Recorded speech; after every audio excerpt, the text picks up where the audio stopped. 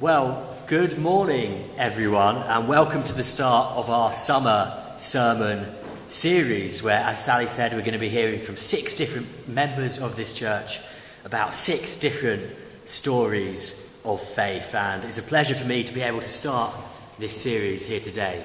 Now, I was left with a little bit of a dilemma about how to tell my story today, because I was thinking, I've been alive 29 years, and it's a little bit hard to cover all of that just in 15 minutes. So what I'm going to do actually is tell you a story about what probably is the most formative chapter of my life. And it's about the time I spent a couple of years serving as a humanitarian worker in Ukraine. And I think no other period of my life has shaped me as much in terms of faith and understanding of the world as those few years. But before I get into, sharing my experience with you, what I want to do actually is explain how did I actually end up there, because I think if you told me when I was a teenager I'd end up living and working in Ukraine, I'd be very confused. I didn't really know much about Ukraine at all beyond a couple of footballers and maybe a couple of boxers or two, but yeah, that was something that ended up happening. So how exactly did I end up there? Well, I think it all started really when I went to university in Sussex. Have we got anyone else here who went to Sussex University? Okay, just me. So I went to Sussex University to study international relations. Actually, anyone do international relations at university? Okay, not very relatable so far. Let's hope it gets a little bit more relatable. So yeah, I went to study IR at Sussex, and I started my course there in 2015. And one of the big stories in the international media then was about the annexation of Crimea and the war in Donbass that had just started. So Russia's first real invasion of Ukraine. And I remember being really interested in this. I was watching lots of videos on YouTube, lots of documentaries about this subject. And then I ended up shaping my course quite a lot around this region of the world, because you're able to an extent to choose which region you want to study about. So Eastern Europe, and particularly the foreign policy of the Russian government, was really where I was doing most of my research and most of my essay writing. And then after I finished university, so I did my undergraduate and my master's there, I went to live in Moscow for 6 months, so this was before the full-scale war started, and I got to really experience a country I'd written so much about as well, actually. After that, I came back to England, and I guess then I thought what I was doing was starting my professional career properly, so I wasn't doing international relations, actually. I went into politics, so I took a kind of entry-level job working for a political party, and that was something I was very happy to do as well, because I was passionate about politics. I felt this was definitely something God could be calling me to. So I was working in that field for maybe 2 years, but something actually changed while I was doing that. And I think most of us here will probably remember in February 2022 when Russia started this full-scale invasion of Ukraine. I remember being up at night watching what was happening on TV and on the internet and being kind of horrified actually as we saw the scenes in Mariupol and other Ukrainian cities, places I'd actually been to before, places I'd studied about, were on the news kind of being destroyed. And that really had a profound impact on me watching that. And the months went on, and I kept following it, because obviously it was, I guess, if we can say, my field of expertise. I mean, it was only a master's, but it was the field I was really interested in. And so, but I continued working in England, and I was beginning to get in a bit of a rut with my job in politics, actually. And fast forward to that Christmas, I was actually in Norway, and I decided I needed to pray to God to ask, really, am I in the right place? Am I doing what you want me to be doing? And it was kind of a long prayer, I sat down and said, God, just please reveal what your will is to me. And I think this is a really interesting subject, actually, prayer, and it's probably a sermon for another day. But what happened after I prayed was actually I got an unexpected message 2 weeks later from an old contact I used to have. I didn't apply for this job in that kind of way. And he was working now for a Christian humanitarian organisation in Ukraine. And they had this vision, which was to boldly engage the world's greatest crises in partnership with the church. So I did a bit of research and thought about it. And then I kind of prayed again. And this prayer was about 2 seconds long, because I really instantly knew this is what God was calling me to do and what I should be doing. So what I did was kind of handed in my notice, started packing my bags, and a couple of months later I'd moved to Ukraine ready to work for this humanitarian organisation. So it really was a big, big change. And I thought about a couple of ways I could really share this story with you today, because I had so many different experiences while I was over there. I thought the best way to really share this with you was, at first I'm going to share with you the most uplifting parts of my experience, the times I felt really blessed, the amazing people that I did meet over there. And the second part of the sermon, or the story, is going to be about, I guess, the suffering that I saw over there. There's no real way to beat around the bush. There was huge levels of despair, suffering that is still going on today. So really the second part of this will be about how I came into this with my own faith, how I saw this suffering, and how I tried to, reconcile what was going on with my own faith.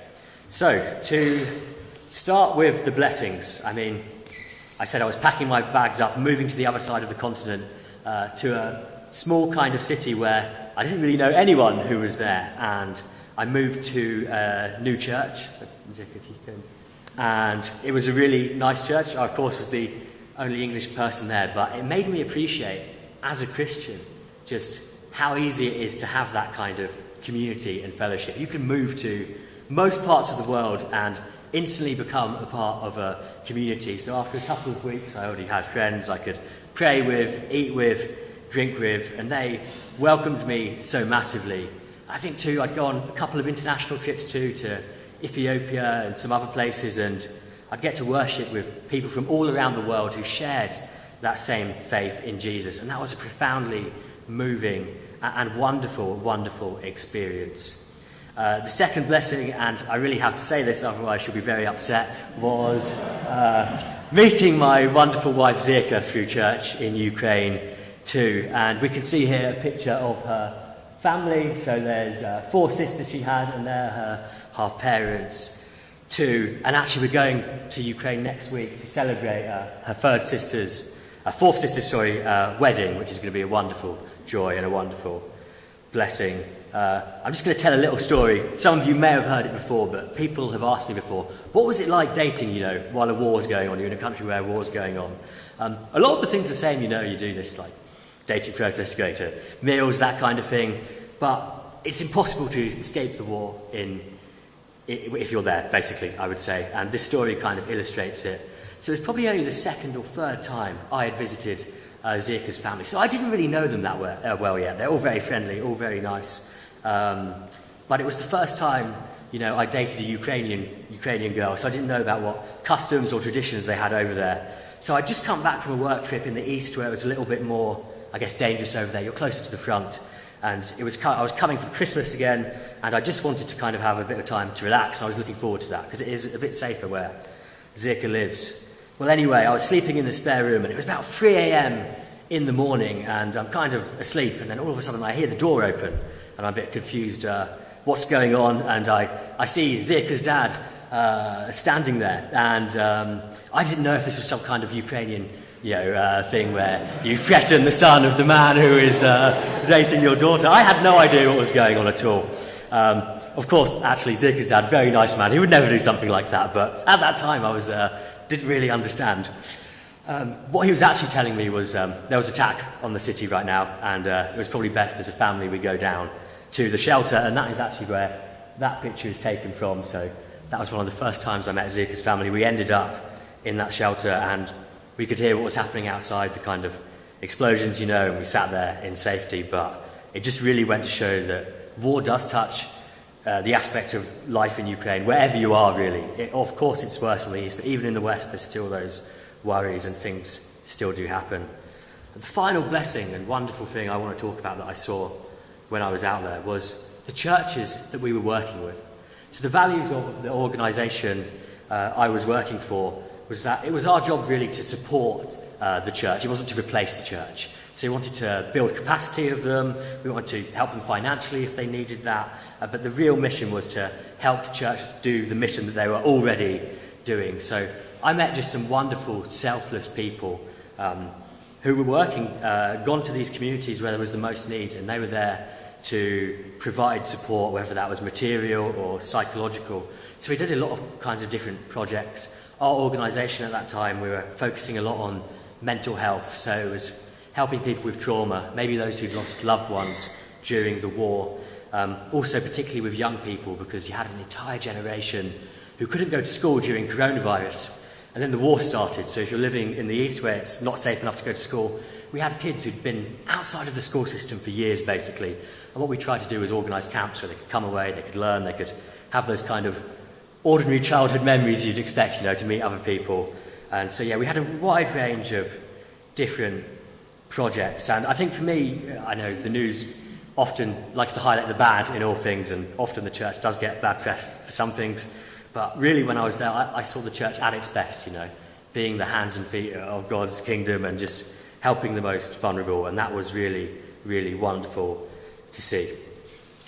Now I'm going to shift tone slightly, and I'm going to talk about really the challenging parts of that role and things that ended up shaping me and I'll carry with me for the rest of my life. And I said that theme was the suffering that was there, the difficulties it felt in trying to help, but it seemed like the situation was just getting worse. And I think in some professions people can relate to this, even professions in Britain, where you're trying to fix one problem with people and then all of a sudden it seems like 10 more problems happen. It's just this never-ending flow. And it felt a little bit like that for us, that in two ways we tried to do these projects and then the war would escalate even more and there'd be even more need. Or it would feel that, we're trying to help someone who's a widow, who's lost her husband. And I saw our organisations, they were there, they were supporting, they were making a real difference. But ultimately, for that widow, what they did want was, their husband to be back, and we could never bring that full kind of redemption, I guess you say. It was just really tough to always be in those situations with all those stories of pain. Just to kind of explain how it is in Ukraine at the moment, we have this memorial in church over there for those from Wendover who fought for their country in World War I. And we could see a couple of times, actually quite a few times, there's people from the same families, the same surnames who've given their lives. And this is kind of the same situation in Ukraine, when you talk to people. Everyone knows someone who's died because of the war. There's people just like in Wendover back then who have lost multiple relatives because of the war. And there's just so much grief. And as I said, I was living in a medium-sized city, maybe the same size as Aylesbury. At certain periods when I was living there, it seemed like every day there'd be a funeral. A new man from this town was being buried, roughly the same age as me usually, and you'd see the mourning, the grief, and it's just overwhelming. There's no way you can escape it, even if you're in a safer part of the country. That grief is just so present. I would say too that my job, what I was doing out there, a lot of it was reporting to our donors. So we're trying to raise money, I guess, for the projects that we were doing. So I'd often be interviewing our programme participants, a lot of them who had lived in occupied territory when Russia came, and I was always hearing these stories of war crimes and probably of the highest level of human evil you could probably imagine. And all this kind of does end up taking your toll, and it would take your toll on anyone, and it's just a real tough time for the Ukrainian people right now, and for people in church. I mean, a lot of people started coming to church because of this suffering, but also the other ways for like faithful Christians, it was really tough to, you have this faith in God who is good, and we see the world around us and something's happening, and that really was the struggle that also I was involved in when I was over there. Just to the next slide, please, Zirka. And I'll just give you one story, actually, which is kind of personal to Zirka and her family. It was actually a couple of days before we got married. So we see this building here has just been hit by a rocket. Zirka's family literally lives just around the corner from there. It would be about a minute's walk to there. And obviously we woke up, we were calling them while they were there, and it was a very scary time. And ultimately, the people who lived in this building just around the corner, I think 7 people died in the attacks that night. But there was a family of 5 who lived just right at the top there. And there was a mother, a father, and 3 daughters. And in the attack, 3 daughters and the mother died and left their father basically on his own. We've lost everything. And these kinds of stories are not necessarily that rare. They're happening every week, every day, still in Ukraine. So, as I said, I ended up, this was just so overwhelming, and I remember just one day after I'd been at a project site I was visiting, coming back to the hotel and just being like, God, what is going on here? What difference are we making? We want to really help people, but it seems like everything we do, the problems are just so insurmountable. And yeah, so once again, I prayed to God, and I think this is a problem you don't necessarily need to be in Ukraine to recognise, because obviously what's happening there is probably a very extreme version, but we all here in England go through these moments of loss, moments of grief where things really bad happen to us and we just don't know how to cope with them, and we wonder what is God doing in all of this. So in this moment where I was kind of struggling about that, I wrestled with these questions. There are two passages of scripture that actually became really important to me, and I've shared them with you today. And the first I'm going to speak about is in that gospel reading, Mark chapter 4. And Jesus here is telling a parable. It's about a farmer who goes out to sow a seed. And just to remind you of what he said, night and day, whether he sleeps or gets up, the seed sprouts and grows, though he does not know how. So in this story we see the farmer does have a responsibility. He has to go out and sow that seed. He has to be faithful to what he has to do. But ultimately the growing, he doesn't necessarily fully understand, and it isn't his responsibility. God here is the one who is giving the growth. And of course, I've read this story in the Bible before, but sometimes I think until we experience something so profound, we can't fully understand really what the story means. And I think this was the moment I understood there, that this was a lesson I desperately needed to learn. Because I think sometimes in the church we can kind of take that responsibility on ourselves, thinking we've got to, solve every single problem. And this can look different to everyone. It could be, some people might say, we have to bring every single person to Christ. We have to go into our community, heal every relationship, solve every injustice. And if we fail at that, we've failed at our faith, it maybe would almost seem like. Well, actually, Jesus asked us of something different, actually. So what he does ask us to do, and we can tell that through this parable, is he does ask us to be faithful. And part of that faithfulness is to love other people, to serve other people, to pray, to try and obey him, to keep sowing that seed. But ultimately, the results are belonging to God. And just to really stress, that doesn't mean our work isn't important. It really is important. The people I saw over there doing wonderful things was a really wonderful sign of God's kingdom to come. And people would sometimes ask them, why are you here? What are you doing? And they would share, the gospel with them. And that was really moving and meaningful. But ultimately, all we can guarantee that we can do is to keep sowing that seed. And here we come to that second passage that we read today in Revelation 21. And we read these words. He will wipe every tear from their eyes. There will be no more death or mourning or crying or pain, for the old order of things has passed away. And that old order is what we inhabit now. And we notice in this verse, who is the one who ultimately and finally gives us that real hope? It's God. He is the one. And he finishes by saying, behold, I am making all things new. I, God that is making all things new. And that is our hope, that one day every injustice we see here, which can sometimes feel overwhelming, will be put right. Every tear that we cry can be wiped away, and every broken thing in this world would be restored. So yes, we do keep showing up. We do keep trying to love our neighbours, keep trying to serve, keep praying, keep sowing that seed. And that is because we know the one who ultimately will fix it, and that all points to him. In a few moments, we're going to pray the Lord's Prayer together before communion, and we're going to pray those really famous words: your kingdom come, your will be done on earth as it is in heaven. That's a really, really remarkable prayer, because what we're doing is we're asking God to bring his kingdom into this broken world.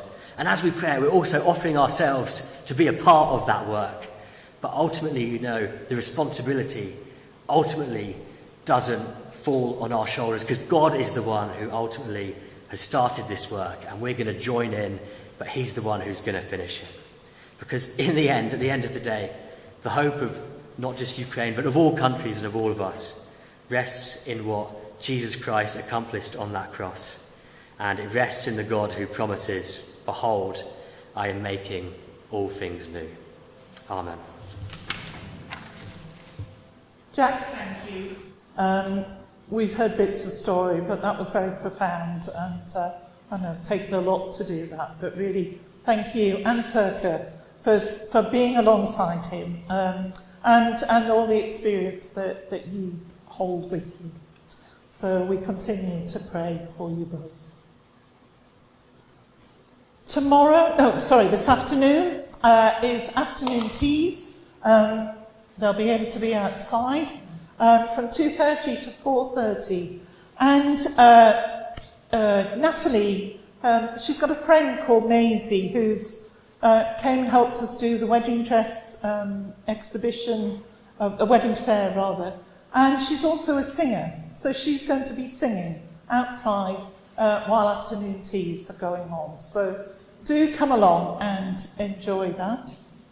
Tomorrow, it's sparklers, but not sparklers, because the older ones have finished school. So it's been advertised as a family picnic between 10 and 11:30. You want to come and join in? Then you're very, very welcome. We'll make sure chairs go out. You might not have to sit on a rug on the grass. But that will be happening, as I say. If you want to just come and have a coffee and be talking with parents and other children, then you're very, very welcome. On the 9th, it's planned that there's a treasure hunt. So I think that will be from 2 o'clock, going off round the village. And then there will be afternoon tea here as well. So we'll need help with cakes. I think my freezer is finally empty of waft cakes. But we need lots more for the afternoon teas on the 9th. We found last year that lots of people stayed and wanted cake. So if you're able to make cake over the next couple of weeks, then we'd be very, very grateful for that. And the final thing is that David and Rachel, not till the 3rd of October, but they're going to be holding a book sale at the library in aid of Western Turtle Wells for Tanzania. So there's a box there for books. Bring them in, or talk to David and he can come and collect from you. But it'd be good to gather second-hand books for that for them. And Thursday there'll be our usual 10 o'clock service of communion as well. We sow the seed with open hands, though we may never see it grow.